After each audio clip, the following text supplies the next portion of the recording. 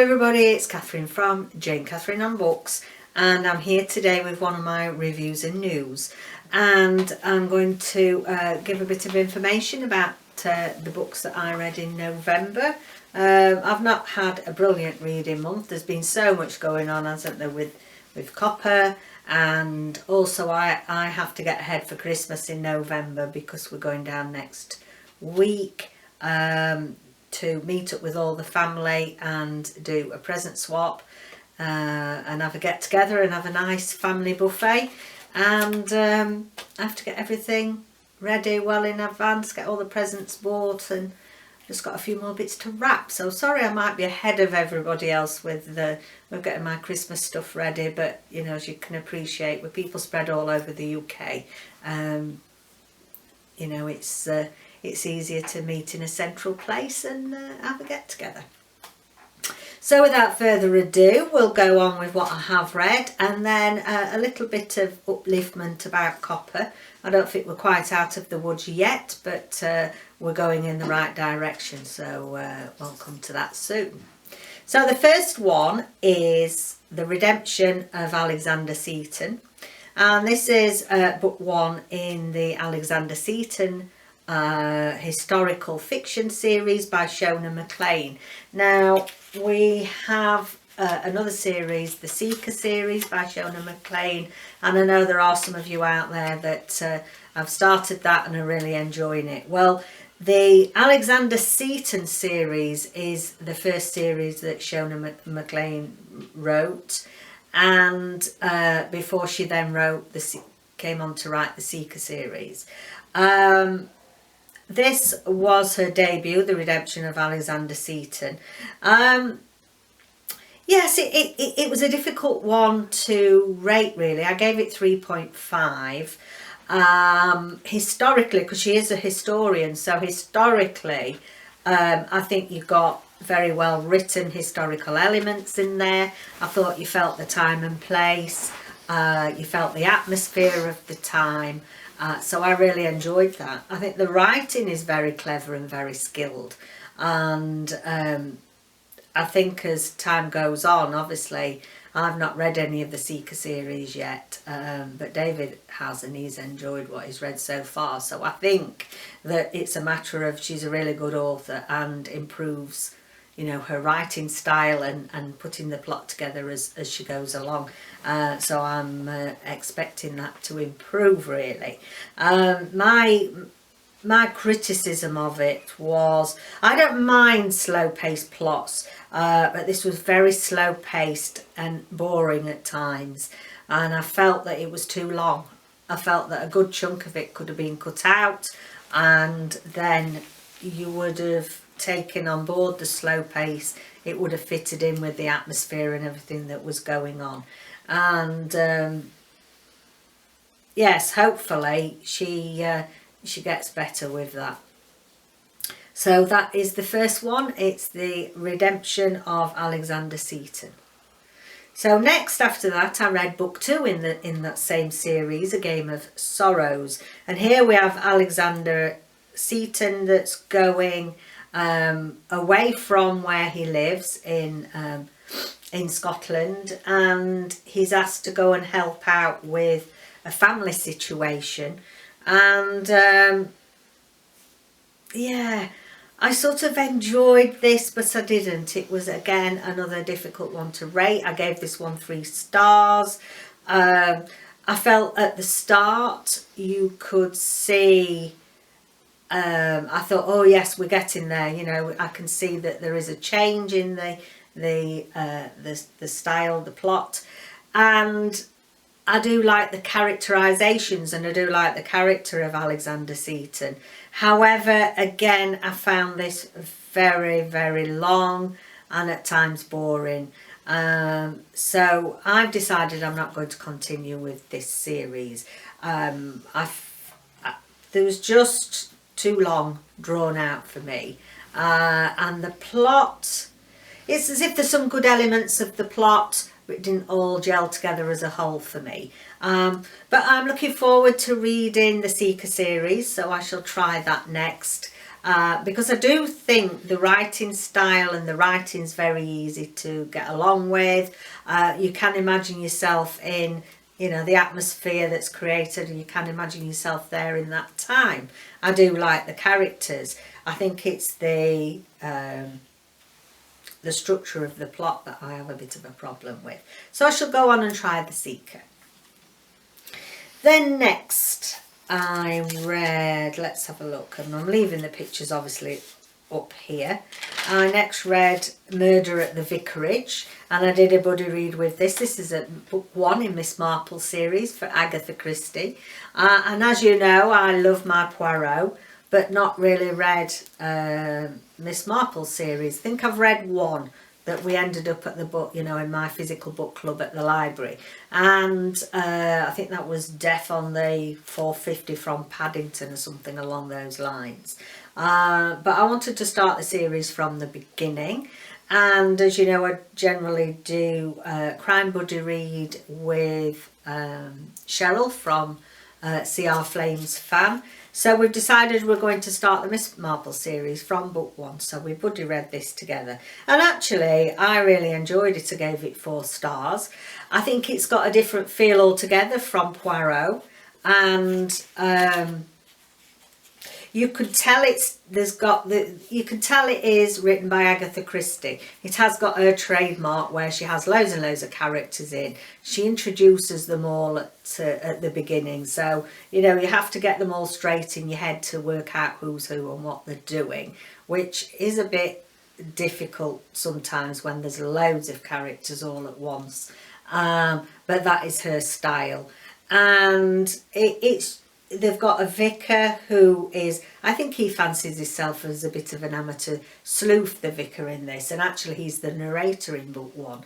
And Miss Marple's not in it all that much, but I wonder if they're going to team up together, because I think they would make a really, I've no idea, but I think they'd make a really good team, because yeah, she's very cunning. A lot of people say they don't like her, but I think she's fine. She's just an old lady who is very observant and is very quick to work out what's happening. And people think she's a bit interfering, but I quite liked her. And oh, it did make me laugh. There was funny things in this as well that make you laugh out loud. And so I gave it 4 stars, and I'm looking forward to carrying on with the series. So yeah, we're going to sort something out for book 2, Cheryl and I. So that's my first, you know, sort of first, apart from the 450 from Paddington, it's my first venture into the Miss Marple. Don't think you can go wrong with Agatha Christie. I think she is, it's very of its time and it's old-fashioned, but I do feel that she very cleverly crafts the plots and keeps you guessing right to the very end, I think. And the next one that I read was, I decided that I needed some cheerful stuff, so it's all quite cosy, you know, these few. And Death of a Dreamer, so this is number 21 in Hamish Macbeth. And oh yes, there's been a murder. I thought you'd missed a murder. So we'll have 3 murders. I really enjoyed this one. I love the Hamish Macbeth series, as you know. It's very cosy crime, and he's just a lovable rogue. Some of them are 3 stars, some of them are 3.5 stars, depending on the plot and how interesting it is. I actually did give this 4 stars. There's not many in the series that I rate 4 stars, but I particularly liked the plot. There were some interesting characters introduced into this. I just love Hamish. You know, he's this policeman that's in the middle of nowhere, really, up in the Scottish Isles, and he's not really wanting all that much to happen, so he can just lollop about and look after his cat and his dog and not do very much. But all these murders keep happening, and yeah, I do really love that series, and I particularly enjoyed Death of the Dream. And then finally, another a bit of a cosy feel to it is I've got to number 7 in Homefront detective series by Edward Marston, and this is Under Attack, Homefront. So we've got our usual cast of characters, and yeah, I just really enjoy it. We've got Marmion, who's the main inspector in this, and his family, and also we've got Mukherjee. Oh, not Mukherjee. I always want to call him Mukherjee. Joe Keedy, who's his sergeant. And the series is continuing, so you get to know more about the characters' home life and what's happening. We have got them looking for Paul, who's Marmion's son, who actually is really, we'd call it PTSD in this day and age. He's come back from the war and he's like a changed character and he's gone missing. There's a very good, and again, not very often, I don't think I've ever, I don't rarely give 5 for this type of series, but I particularly enjoyed this. I enjoyed the plot, I enjoyed the intrigue, it was more complex. So I think as the series is going on, we're starting to see more complicated plots, more intrigue going on, finding out more about the family. You can read it alone as a standalone, but I think with this you're better off starting from the beginning, because you then get the flavour of the characters and what's been happening in their lives. But I thoroughly enjoyed this one. So that's Under Attack, and that is number 7 in the series, more to come. So they're the books that I've read in November. So let's get on to the COPPA update. Well, I'm going to leave a link down below for you. And yes, let's all carry on signing the petition. Let's all carry on sending our comments. It is having an impact. The FTC have come out with, everybody thinks, oh yes, we've been saved, we've got these new guidelines. I think we've got to a little bit err on the side of caution. Not meaning to be, you know, I don't want to dampen everybody's spirits about this. But they've come out with the same list and then added something additional on the end. Which actually is helpful. It does say that they want competent and reliable empirical evidence about the age of your audience. So if you actually go into your analytics and look into your videos there, look into all the information that's in your analytics, you can have a look at each video and it will tell you what the age range of the people that have viewed it.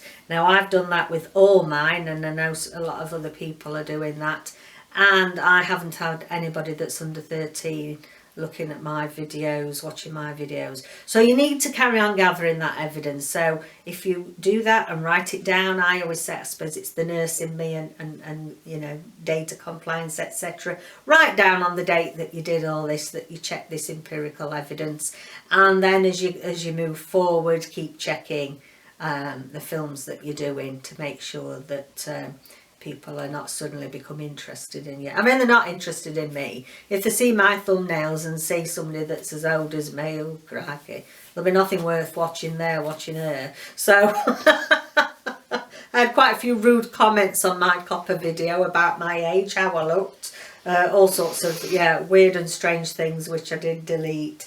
Yeah, there are some rude people out there, aren't there? And they're the sort that really need to be taken to task. So that's the one thing. And then also I'll leave you a link down below with what another YouTuber, and the FTC COPPA compliance tool is now available for you to download free. It has been authorised and passed by FTC, and it's called Tubebuddy, and you can do a free download on this onto your back room, into your analytics.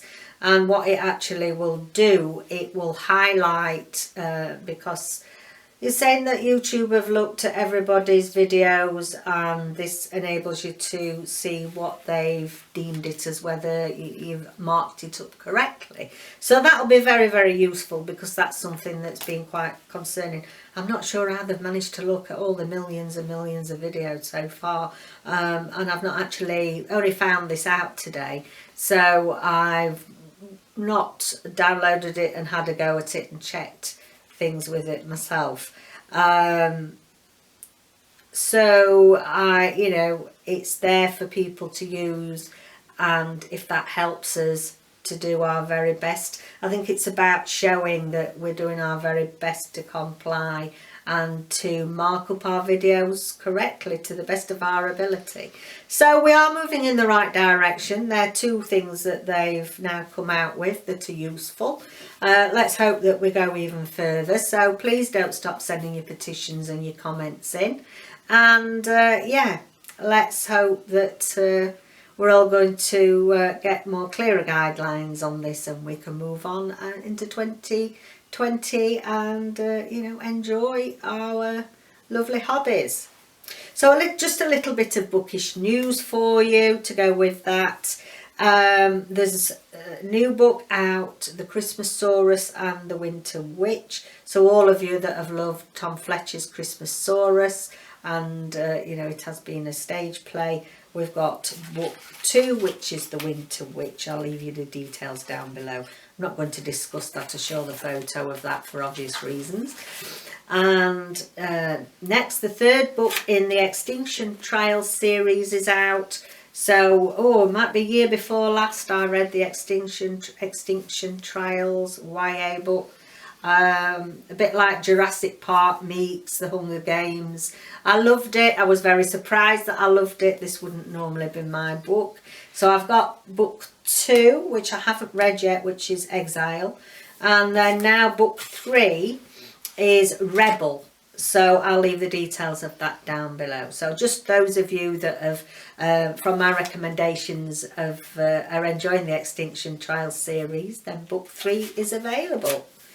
And also earlier in the year I did mention that the author Leila Slimani, the author of Lullaby, this was her debut. I really enjoyed this.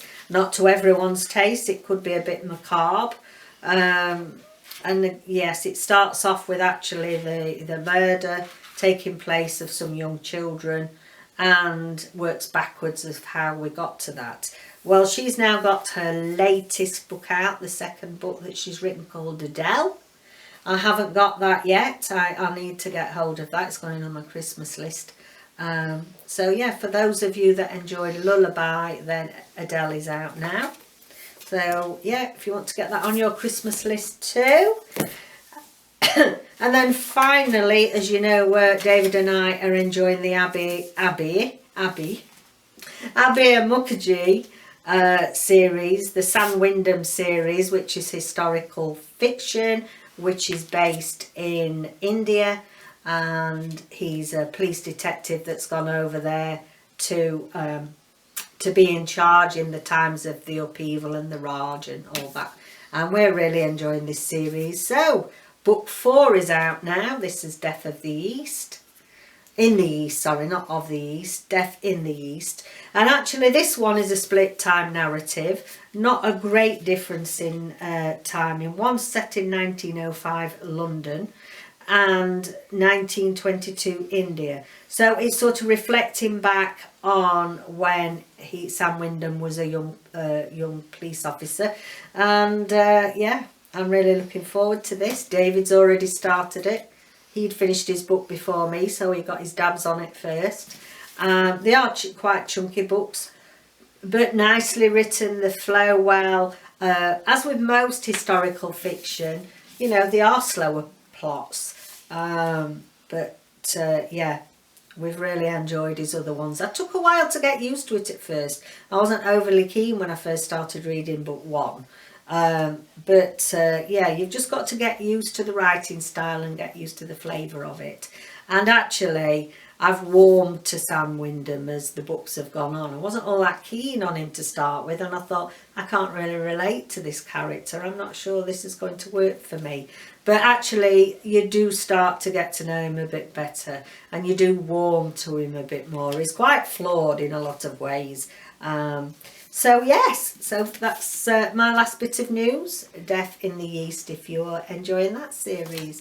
So thank you very much for joining me today.